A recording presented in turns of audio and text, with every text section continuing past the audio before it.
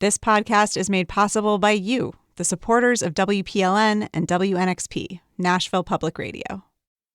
This is the Nash Villager Podcast.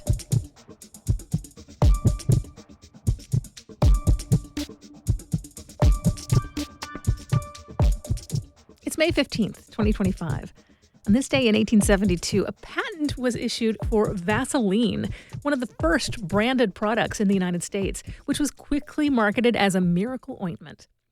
The manufacturer, Robert Chesebro, had developed a method of purifying petroleum jelly so that it could be palatable to consumers for use on their bodies. But it started out as a sort of industrial waste product. In the early years of the American oil business, when the hot spot for drilling was the area around Titusville, Pennsylvania, workers on the oil rigs there frequently complained about a substance that would build up on the equipment. They called it rod wax. It was goopy. It would gum up the works of their machinery. But some of them noticed that it did seem to have a positive effect on their skin. And that's what Chesebro refined into the moisture-locking ointment that you and I know as Vaseline. I'm Nina Cardona, and this is your daily digest of what's happening around Middle Tennessee with historical context from Nashville Public Radio, WPLN News. Robert Chesebro went to the Pennsylvania oil fields in the late 1850s following a hunch that the new industrial frontier could somehow give him a new way to make money. And today, some in the Nashville area feel like industrial property is becoming the best way to make money with commercial real estate. Back in December, a pair of firms broke ground on a new major industrial development in Hendersonville that will have 5 huge buildings. And more recently, work has begun on a 200-acre site in Lebanon that's being marketed as a giant industrial park. Both of these projects are being built on spec, with major national developers going out on a limb to assume that the tenants will come. Tenants who will need things like huge warehouse spaces and all kinds of logistical bells and whistles, like loading doors so big a truck can drive all the way into the building. And beyond that, there are the purpose-built factory and distribution facilities in the works for our area. The Nashville Business Journal has recently been watching this industrial building boom and noting that our area seems to be overdue for this kind of focus.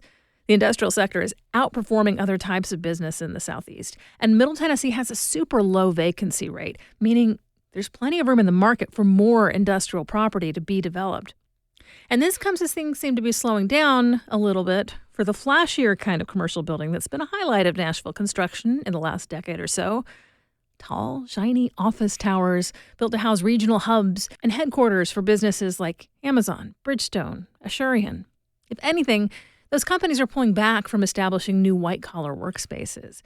The value of those new buildings is dropping. The vacancy rate for downtown towers is rising sharply. The boom seems to be over. The market is correcting itself. But for industry, and particularly the distribution corner of the industrial market, the Nashville area will always be a natural fit. One of the first political speeches I remember when I was a kid was delivered by Lamar Alexander back when he was Tennessee's governor. It must have been a State of the State. I'm not sure. But Alexander pulled out a photo. This photo is why I remember it. And it's a photo that he said he'd like to take around to business leaders when he was talking to them about locating in our state. It was an image of the United States taken from space at night with clusters of glowing lights. You could clearly see all of the places where people lived in close enough community for their streetlights and door lamps to form a bright enough point to be seen at that distance. A big portion of the western U.S. was fairly dim. The eastern half, though, was quite bright. Alexander pointed right in the middle of the bright area and said, "That's Tennessee. We are the geographic center of the most populated part of our country. And that puts us in a better position than just about any other state to get goods from our communities to theirs quickly and efficiently." There's also the transportation piece, which is a function of both that central location and basic topography. We have navigable rivers in the Cumberland and the Tennessee that are very well connected to the Ohio and Mississippi river systems. So this is a great place for transporting goods by barge. We've got a spider web of railways shooting out in multiple directions from our city. And we're a hub for not 2, but 3 interstates, including one of the major routes connecting the east and west coasts. That kind of business isn't concentrated and consolidated into one humongous site like it is at the nation's really big ocean ports. But in some ways, that's the added value that industry can find in Middle Tennessee. Anywhere they choose to go in the greater Nashville area, they'll find a pretty quick and straightforward on-ramp to transporting their goods across the nation.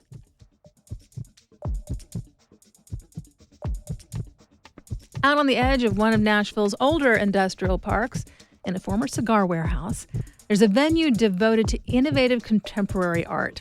Coming up after the newscast, a peek at what's happening this week at Oz Arts Nashville.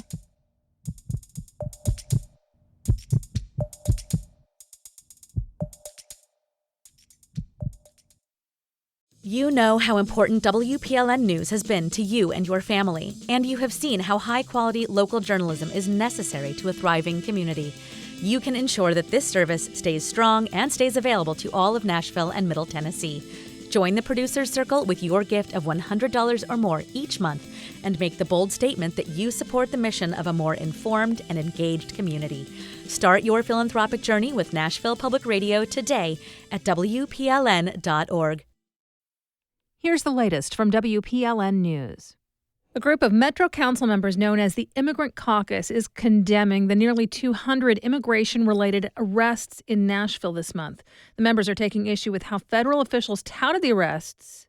In a news release yesterday, they say Metro is committed to public safety, but that fear-based law enforcement erodes trust and ultimately makes communities less safe.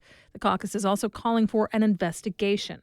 The back and forth between local and federal officials came as the Department of Homeland Security provided a new count of 196 arrests related to immigration status. Mayor Freddie O'Connell tells WPLN's This Is Nashville that litigation by the city is possible.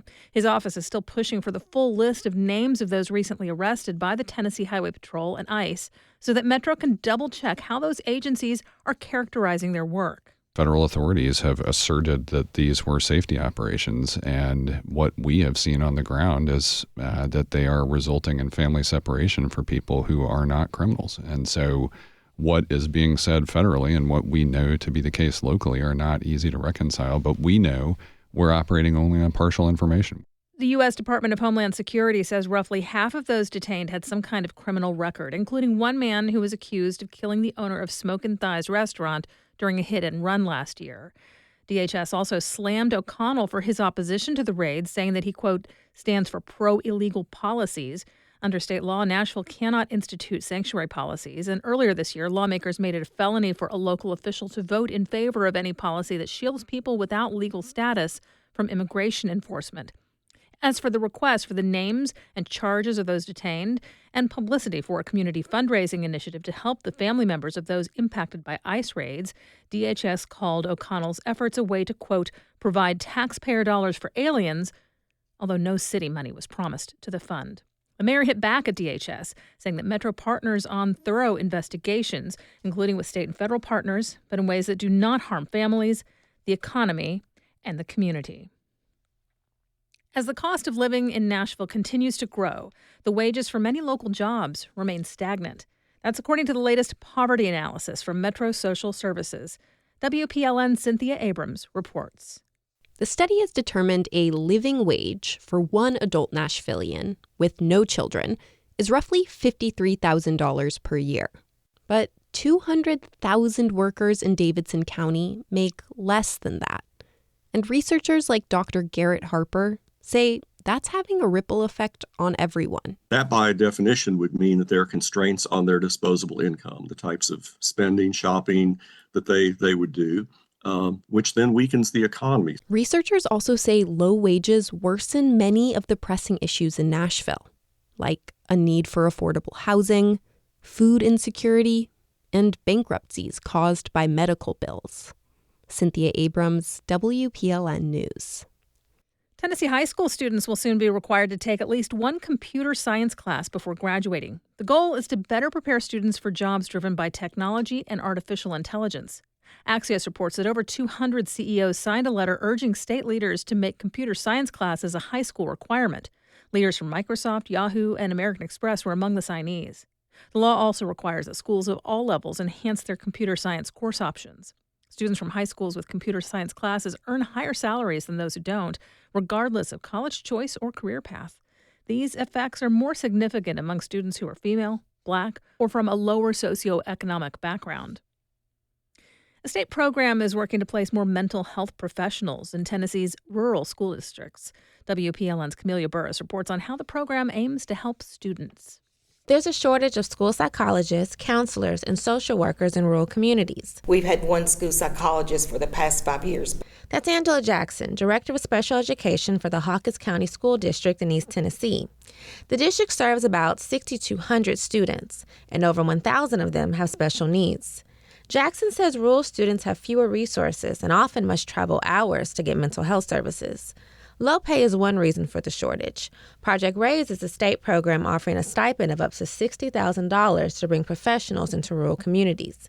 Its goal is to place one psychologist, counselor, and social worker in every rural district. I really don't know where Hawkins County would be if we didn't have this type of support. So far, the project has placed mental health professionals in about 60 counties.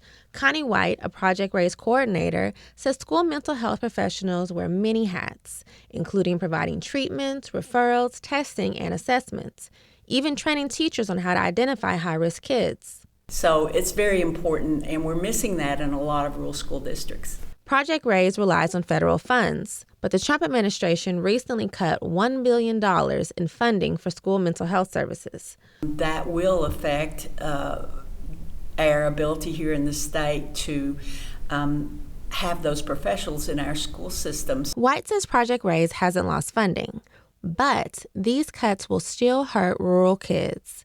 Camelia Burris, WPLN News. The Nashville Zoo has a new little baby. A male southern poodoo fawn was born on April 27th. Poodoos are one of the world's smallest deer species. They're native to rainforests in Chile and Argentina. While it's not known just how many still live in the wild, their numbers have likely dwindled to around 10,000. For that reason, a species survival plan is underway to breed them at facilities like the Nashville Zoo. This baby is the first for the zoo's female poodoo, named Bosa. She had her baby just in time for Mother's Day. The new fawn's name has not been announced yet, but officials say he's thriving and that Bosa is caring for her fawn in the Expedition Peru exhibit. You'll find more news anytime at WPLN.org. It's Wednesday, and around here, that can only mean one thing.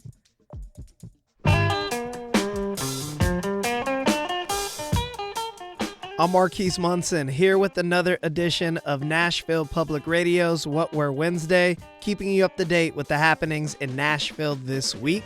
Live music opportunities begin tonight with U.S. Girls at Soft Junk and Swamp Dog at the Blue Room. Former WNXP Nashville Artist of the Month Yola performs at the Basement East on Thursday. Another happening at the Blue Room is on Friday with Low Cut Connie, and Saturday night at Bridgestone Arena, Billy Idol and Joan Jett and the Blackhearts perform. At the same arena on Sunday, Stephanie Mills, Gladys Knight, Patti LaBelle, and Shaka Khan share the stage. For more events, head over to WNXP.org/events.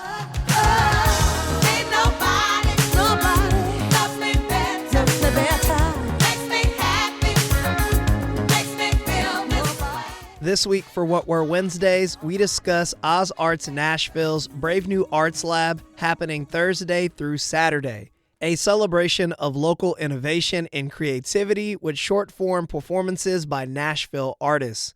One of the works that will be shown is Welcome to Paradise, a trippy, multimedia music experience by Landry Butler and Inglewood Social Club. Butler talks about his work and the basis of the film. Inglewood Social Club started off as a thing called Paint Club, where some friends and I would get together and we would drink wine and talk about art. At some point, we decided to actually make some art. A couple of the guys had been in bands together, doing club music, that sort of thing.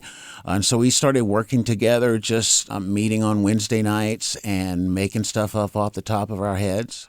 We record everything, and if we like it, we'll share it with people. It's really a thing that we kind of do for ourselves. We don't generally play out a lot, not more than once a year, actually. You know, for guys of a certain age, it's important to have friends that you meet with regularly and do things with. So it's also kind of a bonding thing.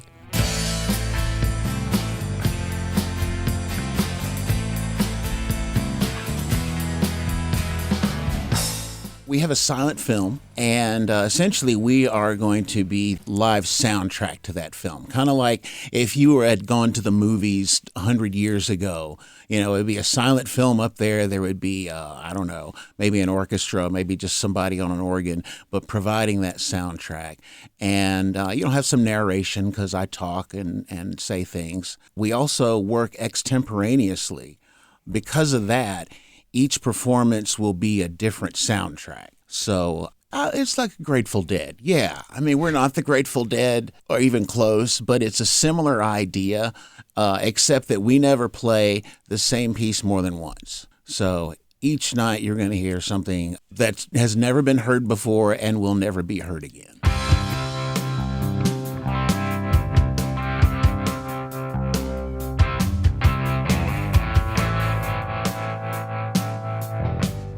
Because of the way we work, we had to find a way that we could include the film itself as another band member. So we're all working together to kind of cue off the film and off each other to come up with something that is cinematic in sound and fits in a very general way what's going on the screen or what's being said. We wanted a cinematic sound. And so we didn't want it to sound like a series of songs being played at random to a series of images being shown at random. Rather than break it into songs, so to speak, it's like one 20-minute piece with different movements, kind of like you would have in a classical piece, or in theater, you have your different acts. Similar to that is how the music is structured.